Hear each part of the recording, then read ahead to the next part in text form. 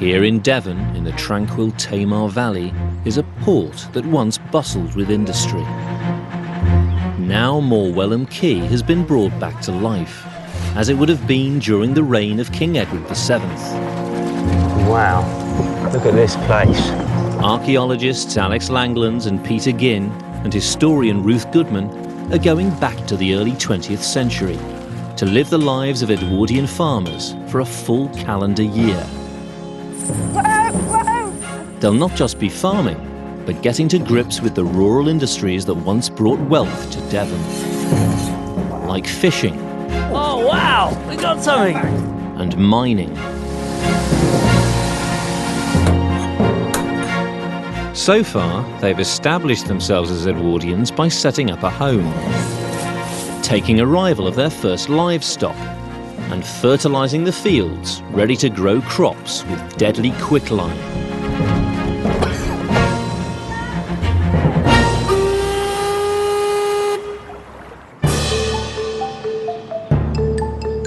Now it's October, time to branch out into new ventures, like market gardening. Got one to go in there. Egg production, and a beef herd. But to make it a success, they'll need to be up and running before the frost comes.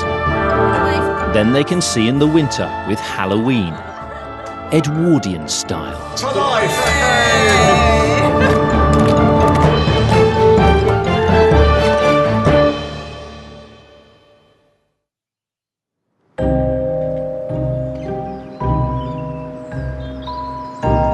In the Edwardian age, cheap imports of cereal crops from America meant it was no longer economically viable for British farmers to grow wheat. To survive, they diversified. Beef was one of the few things still guaranteed to provide a healthy profit. So Alex and Peter have called on local farmer Sarah Burt to deliver a herd of cattle. Lovely looking breed. Well, these are Devons, which are also known as red rubies, so named after the jewel-like colour of their coat. They are a fantastic breed. As you can see, they're actually very quiet and docile. Usually very easy to handle, and they're immensely hardy as well. They'll tolerate both very hot climates and very cold and wet, which is just as well living around here. And in the time of the Edwardian times, it would be very likely that they would have been used for milk as well as for meat. So for novice stockmen, these are really ideal for us. Absolutely perfect. And the great thing about this breed is that they almost completely look after themselves. Very economical. The red ruby has been reared and bred in Britain since pre-Roman times. What's going on there then, Sarah? Well, that's called bulling. That heifer that you see riding the other cow, it's a sign that she's come in season, that she's ready for mating herself. Right, so she's mimicking the bull. She is mimicking the bull, and indeed we should get a bull here as soon as we possibly can. Right. The cattle will be put out to pasture until the worst of the winter weather sets in. Going to herd the cows now. If I step over here, they can see out into the field to their new home. Look at that, gorgeous.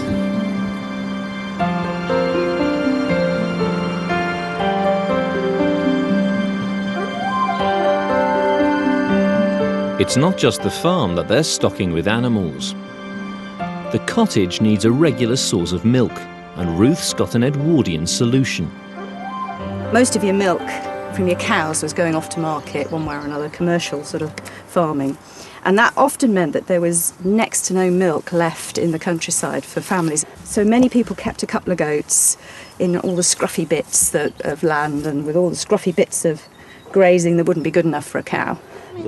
They must be milked twice a day. It's a job that's proving a challenge for the novice goat farmers. Pick you up. What's she doing? No, she's nibbling my trousers.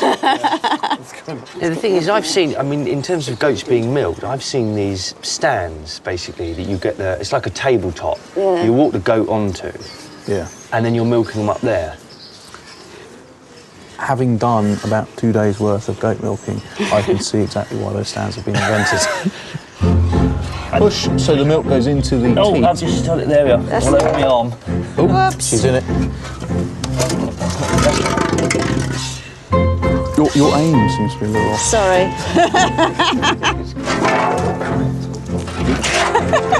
Do you want me to give it a go? Yeah, if you like. Right. All right, girl. Your aim's worse than mine.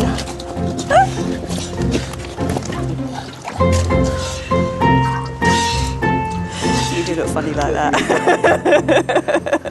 Peter, that is what I would call an compromising position. Peter, I've got one word for you. Dignity. That's better. That's it. Yeah, that's it. You relax, lady.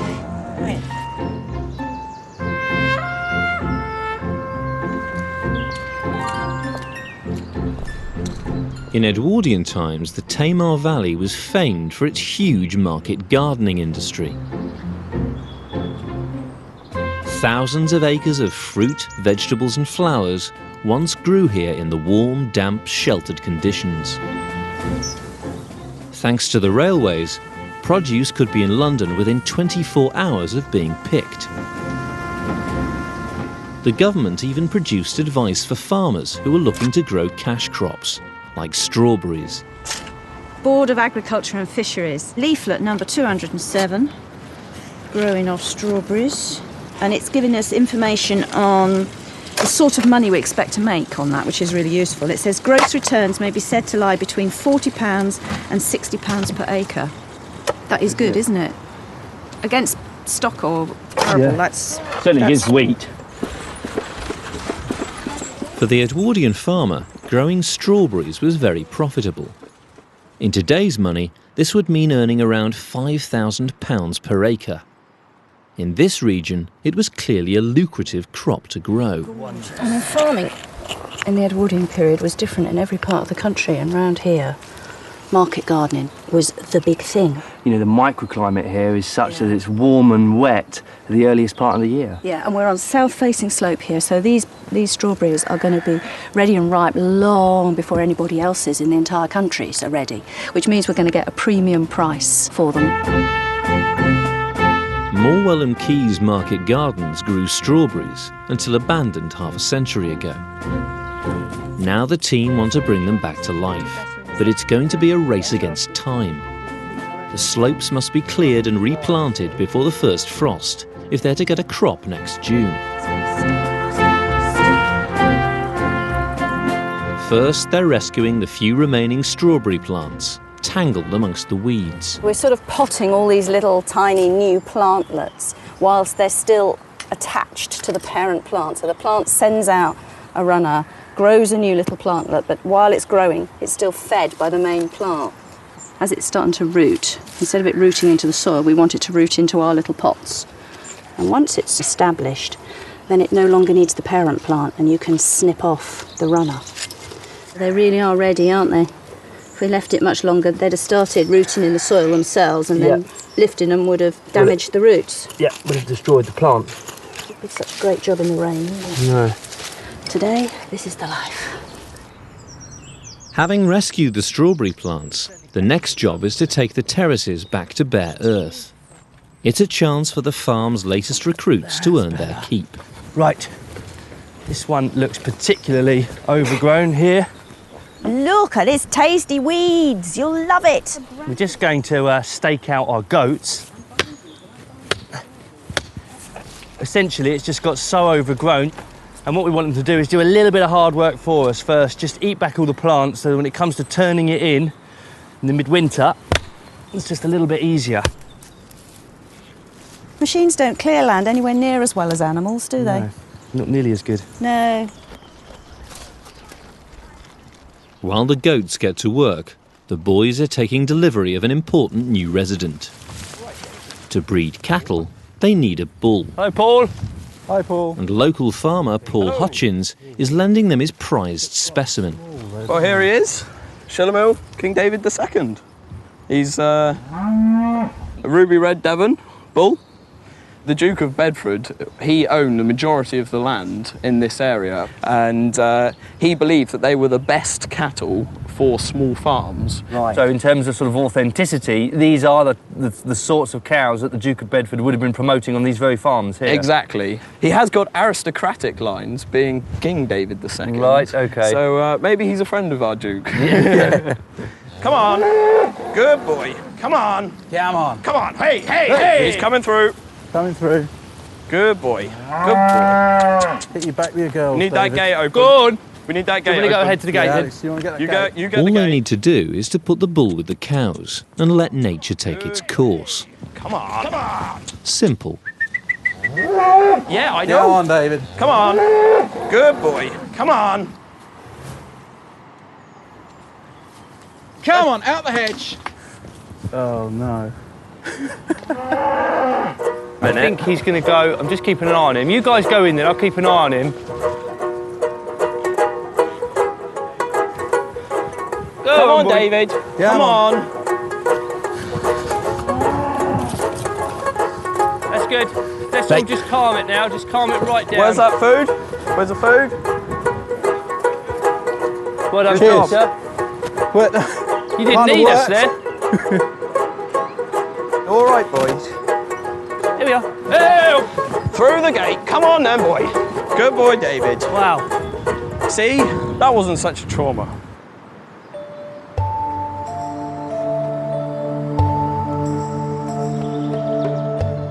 Although there was little money to be made from growing cereal crops in Edwardian Britain, they were still cultivated on a small scale as animal feed. In this part of Devon, the acidity of the soil makes it infertile, a huge problem for farmers. Alex and Peter have dealt with this by neutralising it with quicklime. This scientific approach will ensure the soil is healthy enough to grow crops. And in the Edwardian age, growing crops still relied on good old horsepower. The farm has two shires, Hiya, Megan. Prince and Tom, How are you? I'm fine, thank you. and it will take their combined strength to drag the plough. Farmhand Megan Elliott's showing the boys the ropes. Right. Well, this is our introduction, really, to the heavy horses here at the farm. And it's a fantastic opportunity for myself and Peter to get to grips with working with two horses. Two-horse work we've done, we've always had someone sort of holding our hands. So this time we're hopefully going to sort of go it alone and see if we can get these two to work together. And of course they're working with two complete novices in Peter and myself. Do you have any set commands that you use? I do, yeah. To come Yeah. to the left when Yeah. you're driving them, Yeah. you need to say come by, Come by. come by. And then to go round to the right, I say come around. Come on.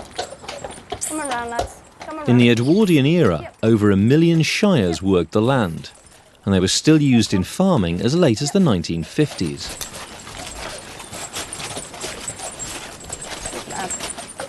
It's just amazing to Good think boys. that they've been selectively bred for that very purpose, isn't it? Yeah, it's amazing the power, you know. I mean, 10 men can hold them down if they really wanted to go. Yeah. But that's If what there's they any do. hope of getting a good crop, it will be vital for Alex and Peter to gain the trust of these equine That'll be the engines. hardest part, Alex, keeping them. See if you're going in. See, they want I'm to walk on hooked the up. grass. I'm hooked up. Whoa, whoa, whoa. Yeah, I'm a little bit more nervous now. No, all right. It's going to be fun, Whoa, Peter. whoa, whoa. No, Casey, out the way a minute. So. Depends on your definition of fun. Whoa. They're used to being in the lanes pulling carts around, so of course they're getting out here, they've got no weight behind them, and they've got this wide open space, and they're a little bit excited. They might be sensing my nervousness, but I'm even more nervous now than I was about 10 minutes ago. There you are, Alex. Can have a go? They'll be fine. Good luck. Right. So keep your hands low. Yep. Steady. Weighing up to a ton, shire horses are capable of pulling double their body weight and could easily wrench a farmer's arm from its socket. Come on. That's it, good boy. Almost had a straight line there. Good boy.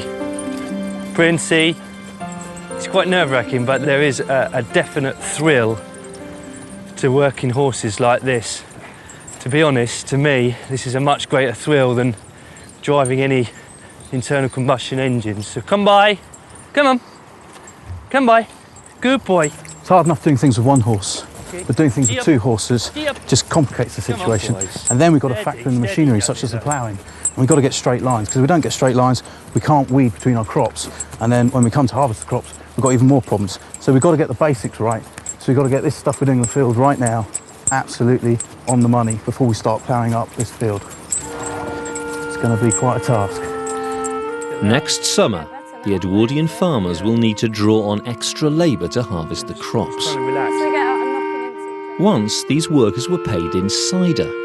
And although this was outlawed in 1887, cider still remained a vital part of the rural economy, and farms were judged on the quality of their scrumpy. Alex and Peter are keen to follow in this tradition. But first, they need a decent crop of cider apples, about a tonne. So they're checking out Morwell & Key's cider orchard. Well, we've certainly got some very large apple trees, but they seem remarkably bereft of any apples. No apples, no apples, no apples. I mean, these might be coming to the end of their days, which might account for the total and utter lack of apples. Should we see if we can find at least one? Can you see there's a little red thing up in that tree? I don't know. It's either a robin redbreast or a single cider apple. So at least we know they are apple trees. At the peak of the drink's popularity, there were over 350 varieties of cider apple available. Right, here we are.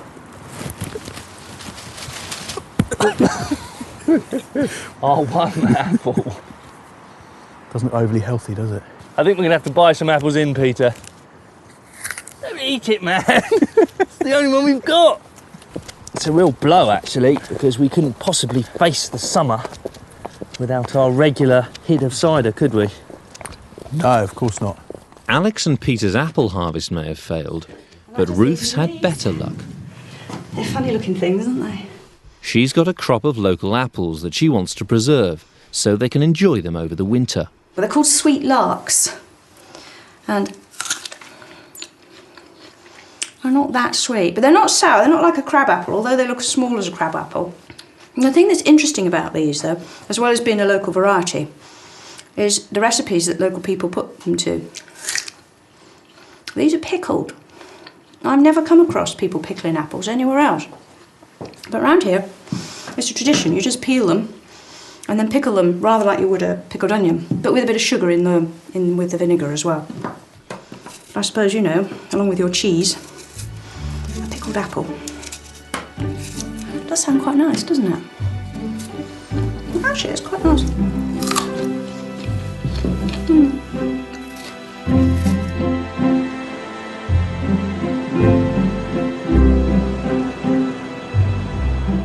Thwarted in their cider apple quest, Alex and Peter are taking drastic measures. Well, I suppose being down in the West Country, we can't be without our cider. And with the woeful harvest from our own orchards, we've had to go out and purchase ourselves a tonne of cider apples, and we're just taking them up to the press. So hopefully, come spring, we'll have some fantastic scrumpy of our own. Alex and Peter are taking their apples downriver to a cider press at Coteel in Cornwall. Navigating the winds and tides of the Tamar needs an experienced touch, so the boys have called on boatman Joshua Preston. Okay. He's been sailing down the Tamar all his life. I suppose the best way to move anything around these very, very steep valleys is via the river. Via the river, exactly, yeah. Up from Plymouth with dock dung, limestone. Yeah. And then produce, of course, from the market gardens up here, straight down to Devonport and Market. Basically, every industry in this valley, from market gardening to the mining and farming, was reliant on this river. Yeah, the highway. At its peak, almost 1,000 vessels a year passed along the Tamar. At Coteel, they're met by cider press manager Chris Groves. Yeah, so this is it. Here we go. Thanks so much, Joshua. That's good, yeah. Any time I can help with that. I think we'll take you up on that offer. Yeah, we'll be here to help. Cheers, Joshua. Thanks ever so much. Righto. Cheers, Will. See you later. We'll see you shortly. Cider is simply made by fermenting apple juice. So the first job is to press the apples to extract the juice, using a press.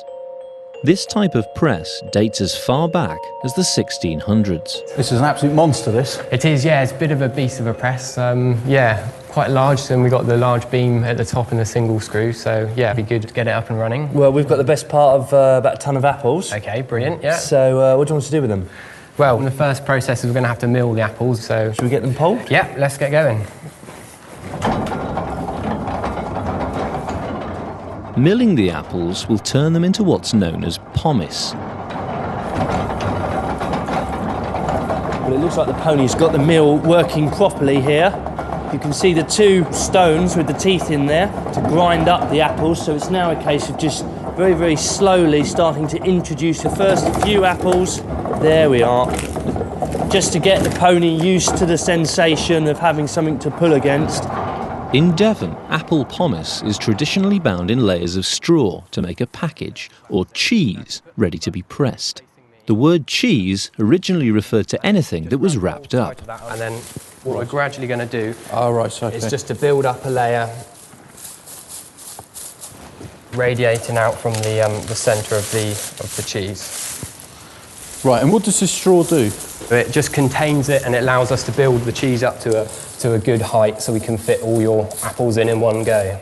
So we're going to build this up in layers, aren't we? Yeah, so this is just going to be our first base layer, and then with the apples and that we'll hopefully get at least 6 layers going on this. That's probably enough straw now. We're ready to start putting on our first layer of apple pomace.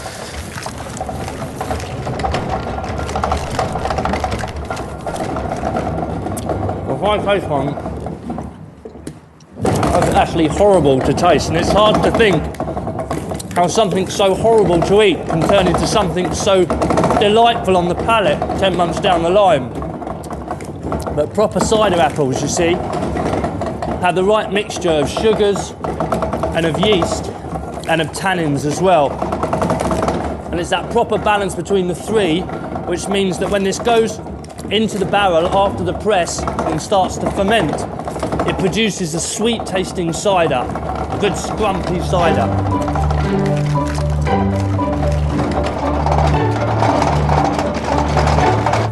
So we just plonk this in the middle, do we? Yeah, bring it around. A smooth layer of pomace is built up on the straw to ensure the pressure from the press will be evenly distributed.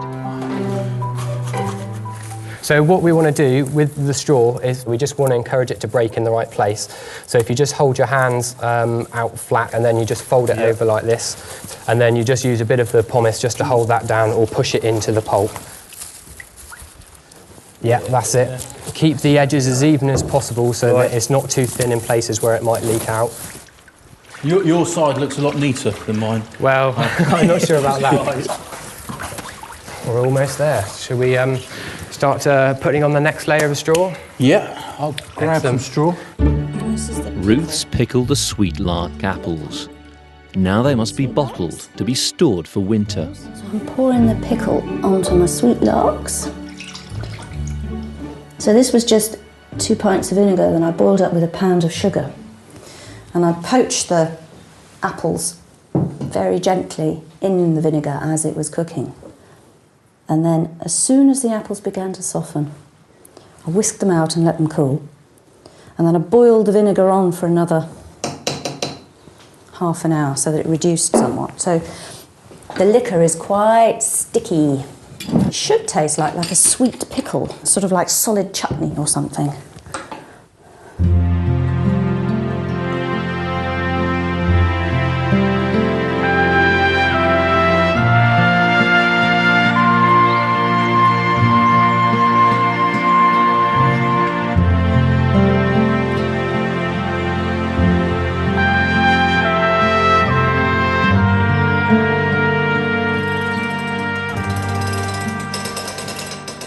Six layers of pomace have been built.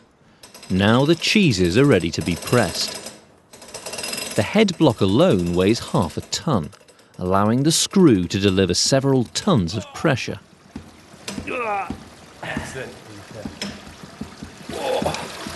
Look, you can really see it coming out now, Peter. Look at the volume of cider. Look at the colour of it. Apples are 80% water, so a tonne will produce up to 100 gallons of cider. It's really flowing now, isn't it? Being highly acidic, cider is naturally germ-free, and at many times in history, it was safer to drink than water. It really is remarkable, isn't it, how this straw is acting like a bag and holding all of the apple in. I've never seen that before. That's brilliant. So simple. All right, the Tommy bar. Yeah, excellent. It's quite a large one. So, Over the next few days, the pressure will be gradually increased to get the most out of the pomace. Putting some serious pressure on, isn't it, that is? it would have been a sort of 3 or 4 day process. Right. For a proper farmhouse scrumpy. Exactly, yeah. You have to be very patient with these things.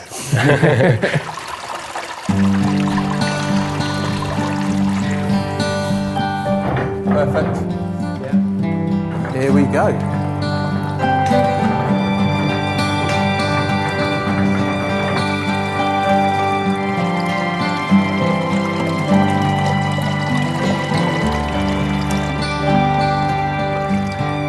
The apple juice is poured into barrels, where it will be left for over 6 months to ferment and mature to produce the cider. Smells good. Excellent.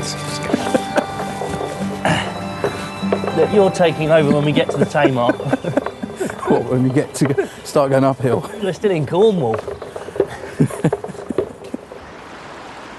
In an age before domestic refrigeration, the only way to store meat for more than a few days was to preserve it. So yeah, so you're cutting the skin. In the cottage, Ruth and her daughter Eve are preserving a leg of pork using salt.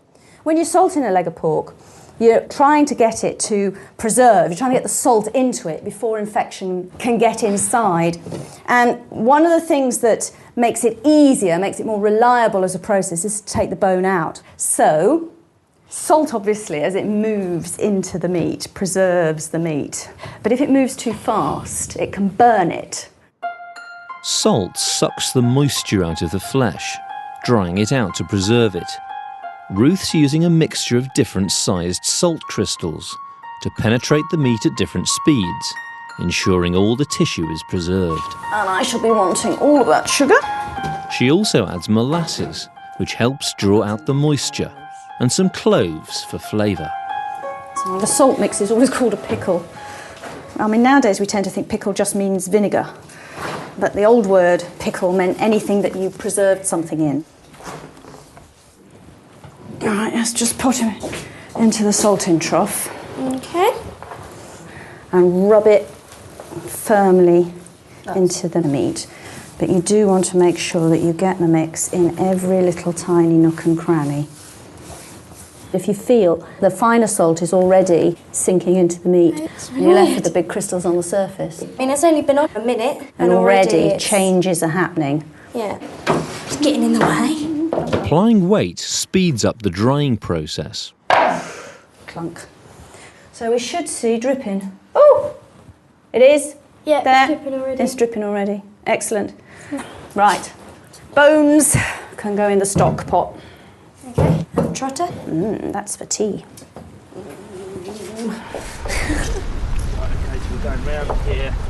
Boatman Joshua's returned to Cateel Quay to transport the fermenting cider back to the farm. I don't think I've ever worked so hard for a pint of cider, Peter. No. Well, we're all looking forward to that. A barrel of cider weighs getting on for 1/4 of a tonne, so Joshua's craning it into his boat using a barrel hitch, once a knot every boatman would have known. Okay, steady, guys. Steady. Precious cargo there, look. Very precious cargo. We're not talking about Peter either. The Eagle has landed. We've got the wind on us, you know, here. The wind on the Tamar is unpredictable, so sailors often relied on their oars rather than their sails to navigate the river. That's dropped. Yeah. But they were at the mercy of the river's tides, only able to row with the tide, never against it. Joshua, I feel like it's our cider that maybe we should be doing some of the hard work here. So is it time for a little rowing tutorial? I would think so, yeah. Okay. Just give the oar just a little twist as she comes out. Right. Like so. Right, let's have a go then. Let's have a go. Peter, there you go. Thank you. I'll just stand by the tiller. Right, we should go together, lads. Try and go. Right. So basically, all passage on this river and all the industries that rely on it are dictated to by the tides. Exactly right. You know, you work the tide up and you'd work the tide out again. Right. If conditions aren't right, we don't sail. And are these the remnants of market gardens back over my shoulder there? Yes. These are old Edwardian market gardens. Yeah. Look at that, Peter. Heave her up and away we go, and we're bound for Santiago. Do you know the rest of that one? Well, Right, I do. no.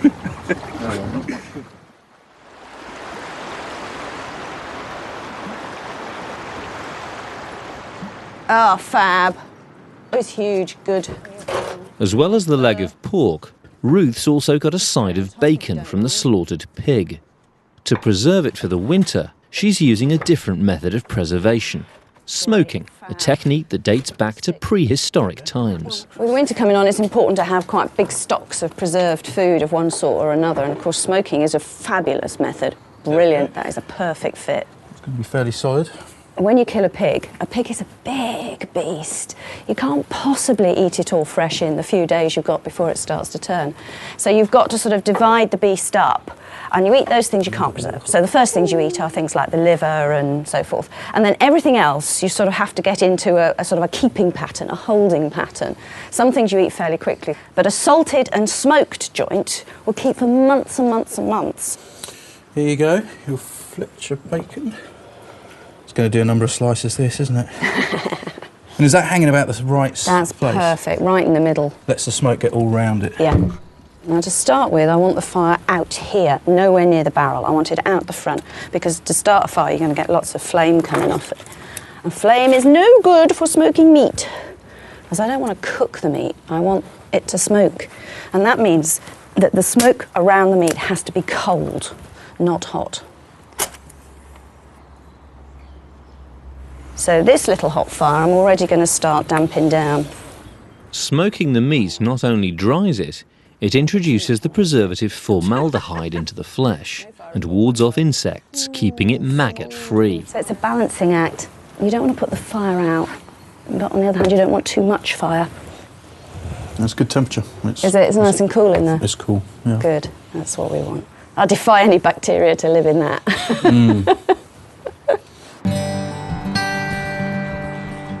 It's been 2 weeks since Alex and Ruth rescued the strawberry plants from the abandoned market garden. Now these new plants must be separated from the mother plant. But will they have taken? From the time it was established in 1883, the Royal Sovereign strawberry became the breed of choice for market gardeners in the Tamar Valley. These very, very young plants I could force on in the greenhouse, but to be honest, if I'm to have a big commercial Edwardian style market garden, I'm going to have to buy in the best part of 300 plants, because it was so critical really in terms of money making to have as many plants as possible for that very, very small window in the early season. Really, it was something of a gold rush for Edwardian market gardeners.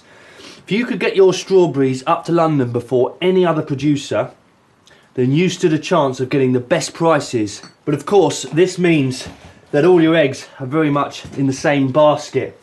And if it goes wrong, you get pests in, you get disease, you get mildew, and everything will come crashing down around you, and all that year's worth of work will go to waste.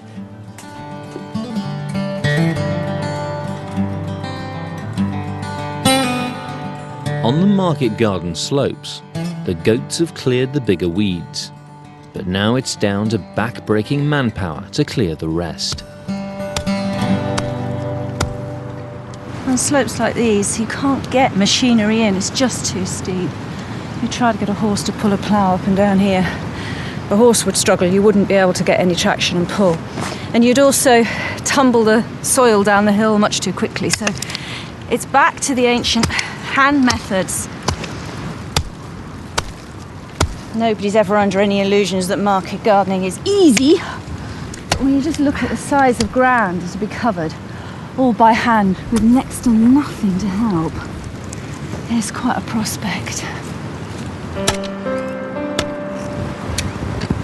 With the market gardening endeavour underway, and King David, the prized bull, getting to grips with his new herd of ruby reds, Alex is keen to set up another new Edwardian enterprise. Chickens have always been a part of the British farmyard scene, but it's really in the Edwardian period that they go from being a kind of hanger-on around the farmyard to a proper business and an enterprise in their own right. So me, being a big fan of chickens, I'm looking forward to having my own poultry quayside concern. He's come across an Edwardian photograph, giving a clue about the chicken enterprise that was once here at Morwellham. I'm trying to think of a location for my poultry concern, and in this photograph there's actually one here located just beyond these cottages here, and there, just behind it, is the poultry concern. So what I want to do is I want to go back into the Edwardian period and I want to recreate this poultry concern here just alongside this cottage. In the corner of a field, he's found a couple of chicken huts, very like the ones in the photograph. I've been given a tip-off that this old chicken hutch is spare and free to be salvaged. So just have a look at its condition. I'm sure we can get a good chicken hut out of this. Ah, Peter. This is looking good. Not bad, is it? Looks fairly solid. It's in pretty good shape, actually. Just come around the end. Yeah. Look at these nest boxes. They're bone dry. Absolutely bone dry. Well, not anymore, but... No. But that's a good sign, isn't it? A fantastic sign. Having dismantled the huts, the boys are taking them down to the quayside, the same location the Edwardian enterprise was in. We're against it, really. It's already getting cold now, and you know, one of the things you'd want from your commercial poultry enterprise is for your birds to be laying into late autumn and early winter, because that's where the real market for eggs would have been in the Edwardian period. So we've got to waste no time in getting this thing set up, getting the birds in, getting them happy and getting them laying. Okay. So there's the nesting boxes. Do you want to spin round? We'll just put it pop it up. Right. Straight on top. Yeah. Right. So your poultry concern? Yeah. It looks a bit kind of Eastern Bloc, circa 1953 or something. It's not looking like the most industrious egg-producing, meat-producing enterprise at the moment, is it? No. To expand the enterprise, Alex has ordered a consignment of new birds. They look good, don't they? They look lovely. Be good to get some new blood into the flock.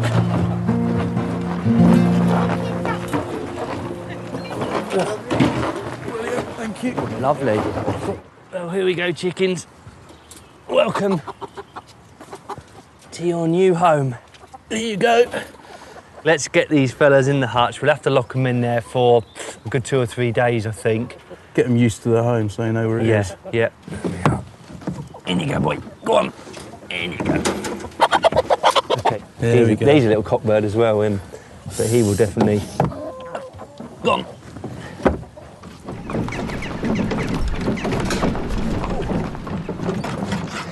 In the cottage, the pork's been salting for over a week, and most of the liquid has been drawn out. Of course, on an Edwardian farm, the chances are that we wouldn't have kept this for our own consumption, we'd have sold it. A ham sold to a urban family could buy you an awful lot of bread and jam. Outside, the bacon's been smoked for 3 days. It too is ready to be stored for winter. Just been smoking away merrily. So I'll just hang this up in the cottage now. And as long as we keep the flies off it, it should be pretty good. For the last few weeks, Alex and Peter have been practicing driving the two shires, Prince and Tom, together. Come on. Gee up, Tom. Come on. Okay, whoa, Princey. Alex is looking pretty good with the horses at the moment. Back up. Whoa. Stand. Good lads. Right. Now they're using the horses to pull a harrow to spread the heaps of lime fertiliser across the arable field. Come on, boys. That's it, boys. Come on. Good lads. Good lads. Good boys. Come on. Good lad. I have this really, really bad thing that I do is I try and drive them like I'm trying to drive a mini metro, you know, and you're correcting yourself all the time. And actually it's about picking a point on the horizon and aiming for that. And if you're slightly off course, bring them round more like an oil tanker or a battleship rather than a, you know, a quick change. Come on. It's the most important thing to get to grips with, and I'm incredibly anxious about it because it's not something you learn overnight, and it's maybe a bit arrogant of both Peter and myself to think that we can, but we've got to have a go at it. We've really got to have a stab at it and see if we can get close. Walk on. Walk on. Walk on. Good boys.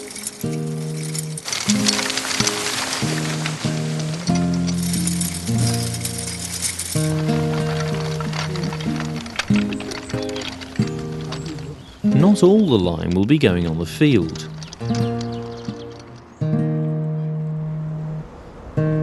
To the Edwardian farmer, it was a wonder product, as cement, lime wash, even disinfectant. But as quicklime, it's highly caustic. To make it safe, it must be added to water or slaked to produce harmless lime putty. It is having quite a violent reaction, and the steam that is coming off this is going to get up to roasting temperatures in the next few days. So we just need to get enough water in there. We've got 2 barrels worth. This is going to serve us really well for any building projects we have on later in the year. You can really feel the heat coming off this, can't you? Yeah, this is sort of barbecue territory, isn't it? Pretty much.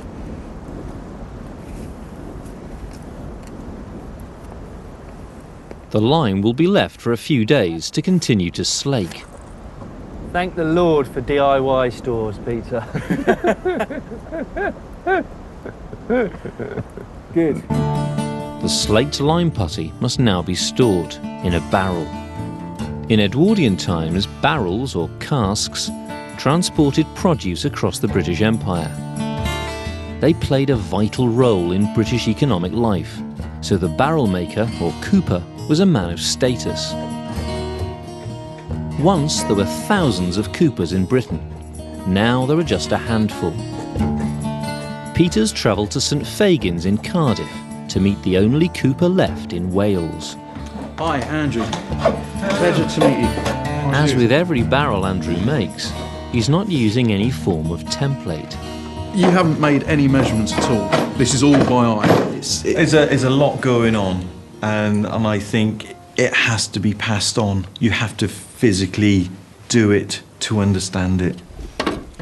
Aluminiums, plastics, other materials have come on board, which have killed off so many aspects of the craft, which is a shame. Yeah. Because once you lose the knowledge and the know-how, you don't bring it back. Ready? The barrel's strength will come from its curved shape, so the straight wooden staves must be bent. Right, so what do you do now? What I got in my hand is called a swab, right, which is basically a bit of sacking on a piece of wood, but it's an ideal way of actually getting water into the inside of the cask, and that water will eventually turn into steam because of the heat, and that'll go into the pores of the wood, and over a period of time we will be able to make the timber hot enough and pliable that we can draw it, all the staves together. The only thing holding the barrel together will be these iron hoops. We'll start driving this hoop, which is on the middle here, down towards the bottom. So we say hold the driver like that. Right. So make sure it protects your knuckles. If it slips off the hoop, just let it go. Okay. Okay. And we walk around quietly, okay? The steam has softened the staves so they can be bent into the familiar curved barrel shape, held in place by the hoops. Yet again, I've had the pleasure to witness a craft that sort of takes years to learn and a lifetime to perfect.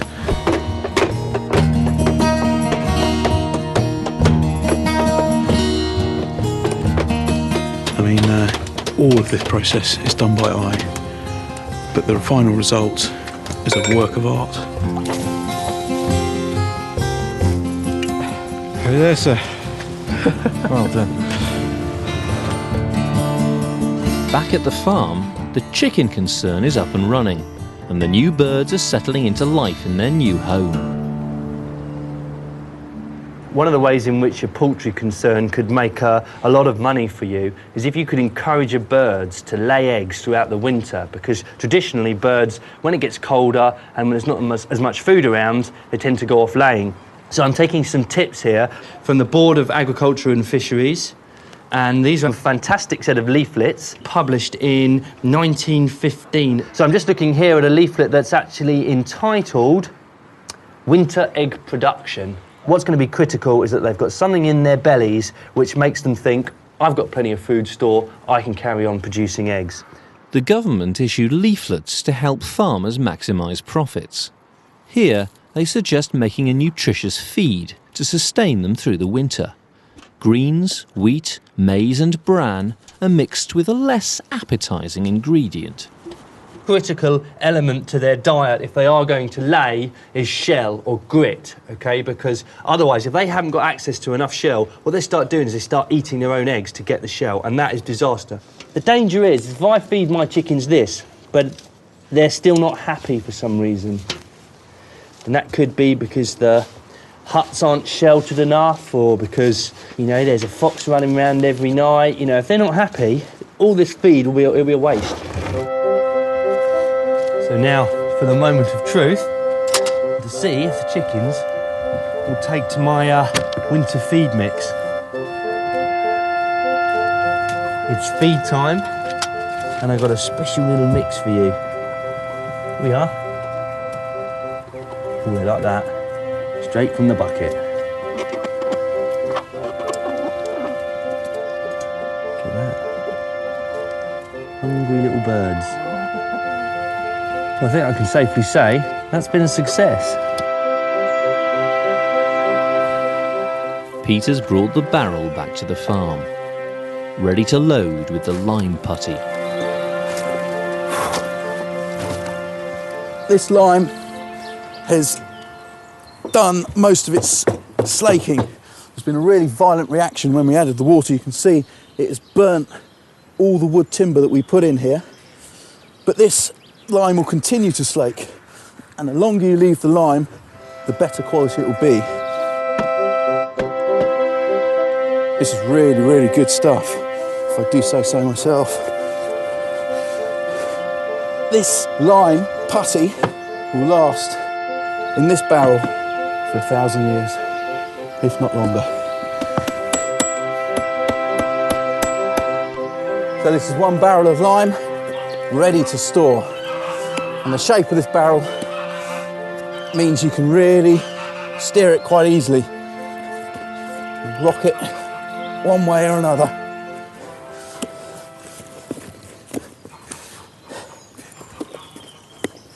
It's late October, and Alex's chicken concern is finally paying off. It seems the quayside chicken huts and the nutritious feed is a winning combination for egg production. Alex is keen to capitalise. How can I help you? Well, I wonder if you care to engage with me in an enterprise. The hens are doing such a great job, the team are getting more eggs than they can sell. It's great, this. I mean, a harvest already. Everything else we've been doing so far. You know, the market gardening, bringing in the beef, cattle. We won't see the result for months and months and months and months. This, already a small income. Ruth's preserving the surplus eggs in lime and water. This stops air getting to them, so they'll stay fresh for longer. The lime kills bacteria. By having the lime in it, I've got a sterile solution that's going to stay sterile, however long the eggs are in it. The eggs will be stored in the larder, together with the rest of the preserved food. It's important the larder stays dry, a challenge when living in damp conditions next to a river. Ruth's found a solution in an Edwardian household manual. So the best way, a book of household hints and recipes. And it's got a wholesome pantry. A small box of unslaked lime kept in the pantry will absorb all impurities and keep the air beautifully dry and sweet. Well, that makes absolute sense. Unslaked or quicklime is trying to draw all the water to it, and that will draw it out of the atmosphere, hopefully, keep the door shut. My pantry, therefore, will be a dry place instead of a damp place. Looks like we might actually have something to eat this winter.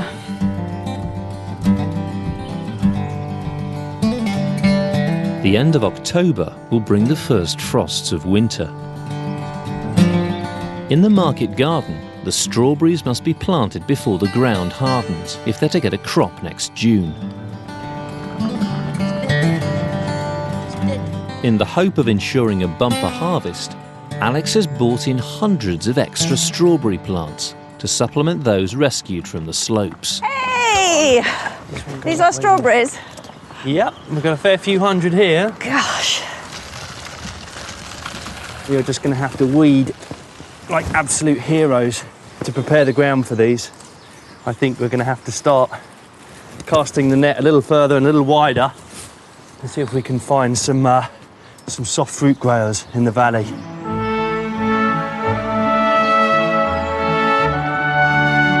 Market gardeners would employ dozens of workers, not just to plant, but also to weed and harvest throughout the year. And so we're looking for something that's really thick. At this sort of... yeah, that's right. Ron Luke's family has been growing strawberries here in the Tamar Valley for generations. And you said this is what your family used to do? Oh, my family used to do a lot of these, yes. Yep. We used to sell them all over the southwest of England. Yeah. We used to grow about 500,000 strawberry plants. 500,000 strawberry plants. Yeah. Good God. It's really labour-intensive work. Very labour-intensive. Well, of course, if you get a good crop of strawberries, it's very rewarding because it's a high-cash crop, isn't it? Yeah. It does bring in a lot of money, so... So it's worth having the labour. Yes, it is. Planting the strawberries is an exacting job. The rows must be 18 inches apart and the plants firmly bedded into the soil. In he goes. And my father used to come along when we were planting. He'd do his test, a one-leaf test he used to call it. He used to catch a one leaf and pull it, and if the plant came out the ground, you hadn't planted it properly. You were in trouble. No. Plant again. But all this hard work could come to nothing.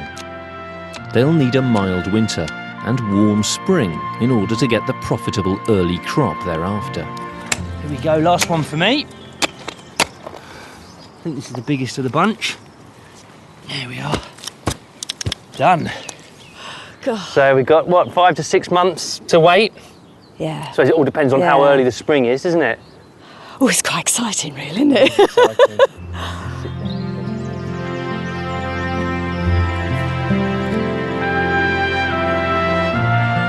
With their new enterprises up and running, the team have earned a celebration. It's October the 31st. So tonight they're having a special Halloween meal, and Alex has brought something for the table. Well, it does give me great pleasure to eat my own chickens, but whatever you do, I'm sure it'll taste delicious. We'll wait and see. Nice firm skin. Chicken was the sort of dish you had for special days. Without battery farming, of course, it took a lot more to raise a chicken for the table, and therefore they cost more. In Edwardian Britain, chicken was really a rich man's meat. Most ordinary people didn't have chicken on a regular basis. For the Edwardian farmer, a dish like this would have stretched to several meals. And then the whole chicken goes on top. I want the whole chicken because obviously I'm trying to get maximum flavour out of him. If you use a modern supermarket chicken to cook something like this, it's pretty insipid. It's not very exciting food. But if you're using a bird that's been running around, that's a bit older, had time to develop a bit of flavour, not only does this sort of cooking make it something delicious when it would be a bit stringy if it was roasted, but it actually makes a dish that's really nice. It's a set of stronger poultry flavours that modern techniques have sort of made us forget.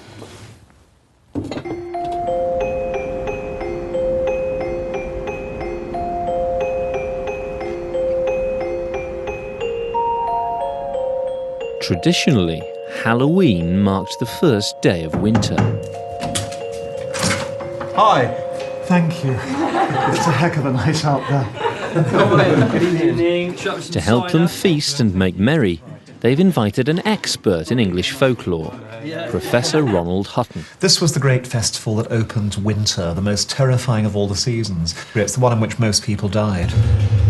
Here in West Devon, this is the season you start to feel Dartmoor stretching out its mighty claws towards you in the night. This is the season when the wild geese come over, and their voices and the voice of the wind wailing about the moor. You hear the Gabriel hounds, the witched hounds, the hounds of hell, dark and with fiery eyes and tongues, coming for you in the night. And as you pass the abandoned mine shafts of the moor and hear the air trapped, sobbing within, you hear the voices, the souls in hell, writhing in torment. And that's where you know Christmas is on its way. To life! Long may we have it. You're all right then, Peter. OK, Ronald, would you like some cider? So what are we having tonight? We're having one of Alex's chickens. Well, his cock, actually. Turn away. It's the moment of truth for Alex's chicken. So I've got no idea what it's going to taste like. If you'll just excuse fingers there, Chris. Excellent, thank you. It's full of body, but also full of flavour. Right. Excellent. Was that a compliment then? I think it might have been. I think it means it was a bit stringy, actually. After dinner, it's time for Halloween games. Beer. Am I for cider? Often these were about predicting the future, from who you may marry to whether or not you'd make it through the winter. This game is absolutely vile. It's pure sadism. The idea is to see if you can bite off one of the apples by getting your teeth right through. And the reason why the candles are there is if you drag the apple down too much, then the hot wax will spill over your face and burn you horribly.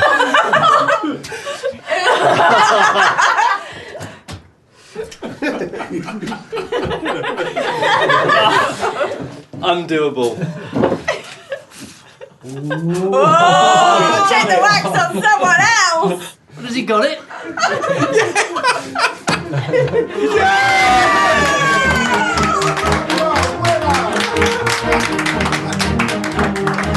The reason why all these games tend to happen so much around Halloween is staying cheerful in the face of the coming dark and cold. There's an enormous amount of laughter this evening, and that's the greatest tradition of all.